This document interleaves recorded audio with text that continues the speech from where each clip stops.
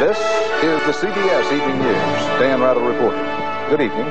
More than 20,000 U.S. soldiers and Marines launched their attack in the early morning darkness, backed by swarms of helicopters. The story that the White House was pushing was getting this so-called narco-terrorist in a net. And that was the thrust of all of the coverage. When are we going to get Noriega? Have they let Noriega get away? By late today, they had taken control of much of the country, but their chief target, General Manuel Noriega, escaped. Manuel Noriega belongs to that special fraternity of international villains, men like Gaddafi, Idi Amin, and the Ayatollah Khomeini, whom Americans just love to hate. Tonight, the White House announced a $1 million reward for his capture. And today, the Justice Department set up a hotline to take in tips on Noriega's possible whereabouts. You would think from the video clips that we had seen that this whole thing was just a Mardi Gras, that the people in Panama were just jumping up and down with glee. The goals of the United States have been to safeguard the lives of Americans, to defend democracy in Panama. How in the world do you restore that which has never existed? Panama has never been a democracy since we created Panama for our own purposes in 1903. And all we did was go down to restore American control and dominance in Panama.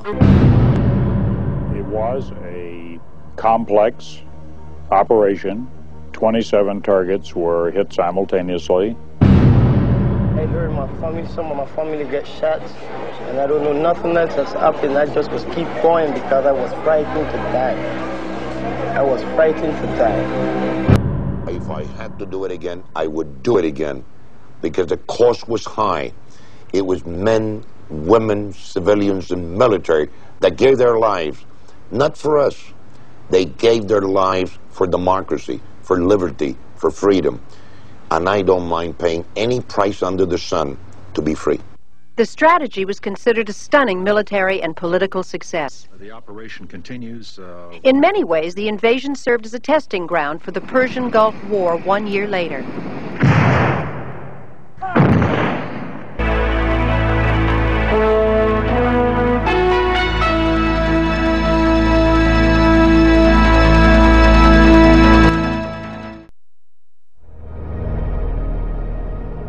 At 8 a.m. on the 28th of February 1991, silence descended over the battlefields of Kuwait and southern Iraq after the coalition halted its stunningly successful 100-hour ground war to liberate Kuwait from Iraqi occupation initiated almost 7 months previously.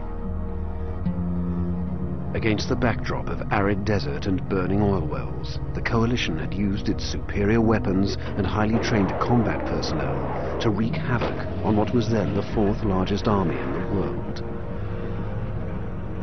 The potent images of stealth fighters and pinpoint-accurate laser-guided missiles became the devastating symbols of the futility of resisting the coalition's awesome combat power.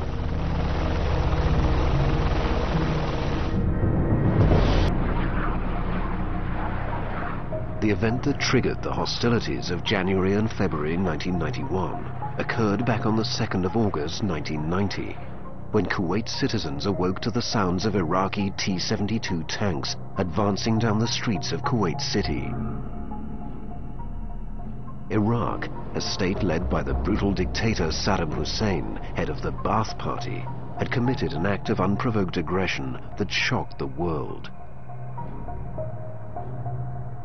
Within a few hours that morning, Iraqi forces had occupied all of Kuwait, the tiny emirate of the Al Sabah dynasty.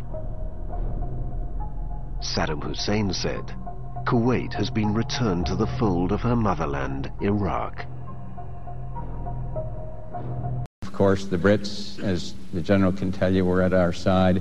The leaders in this fantastic international coalition that set back aggression and simply made a moral, profound statement that the army, the man with the 4th largest army in the world, is not with impunity going to take over a member state of the United Nations. We're going to liberate and we're going to free Kuwait and kick this guy out of the sands in the desert, and that's what happened.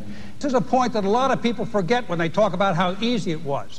This was exactly the war the United States military had been training for 40 years to fight. For 40 years, we had expected to fight outmanned. We expected to fight an organization containing mainly Soviet military equipment. We had expected to fight major tank battles over broad plains. The only difference was that we expected to fight the Russians in the plains of Europe rather than the Iraqis in the desert of the Middle East. This is exactly the war we had planned to fight. Was it easy? No, it wasn't easy, but let me tell you what, we were damn good. People forget, in the light of 90% approval ratings after the war, that when the president said this shall not stand, just 15% of the American people supported what he intended to do. I think the CIA has since admitted that it did not feel that Saddam Hussein had the capability to invade Kuwait. Other intelligence agencies felt the same thing. The Israelis felt the same thing. So we misunderstood, or we did not give him the right signals about avoiding such an invasion. But the invasion did take place, and let's look at the ledger since then. There was a unique unity of purpose by world powers that was forged by President Bush. The relatively brief war, it crippled Saddam Hussein's war-making powers and has helped persuade Israel to join in a peace conference for the Middle East, and this may be the long-awaited breakthrough for peace in the region. It's clear that Saddam Hussein miscalculated America's response to an invasion, and he continued to miscalculate right up to the end, and I think he's probably still miscalculating what the United States wants. President Bush is threatening to resume the bombing, but in fact testing Allied waters, testing the feeling abroad, particularly in Arab countries. It seems the Bush administration has concluded that international opinion would not favor a resumption of the war or the bombing. I think the Arab world figures that Iraq has already suffered enough. But the pressures do remain on Saddam Hussein. The economic embargo is clearly hurting the economy, and it's still not permitted to sell oil. However, few are saying that these pressures will be enough to topple Saddam Hussein.